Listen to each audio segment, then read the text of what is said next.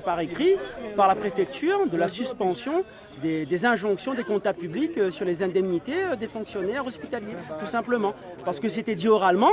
Donc nous, on a fait confiance vendredi. On se retrouve aujourd'hui à quasiment 15h, 16h, sans table ronde. Donc sans table ronde, sans formalisation d'un courrier, et on est présent, on ne lâche pas le barrage.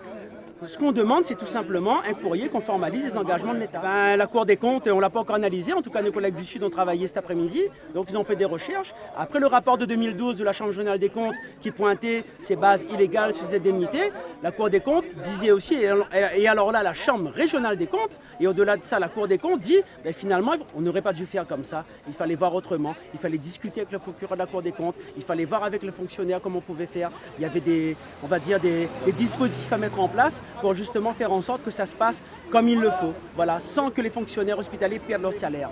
Sans supprimer d'un coup, c'est ça que vous dites ? Sans supprimer, mais pas d'un coup, mais pas supprimer tout court, mais justement de l'intégrer dans l'indexation qui fait partie de la rémunération des fonctionnaires, tout simplement.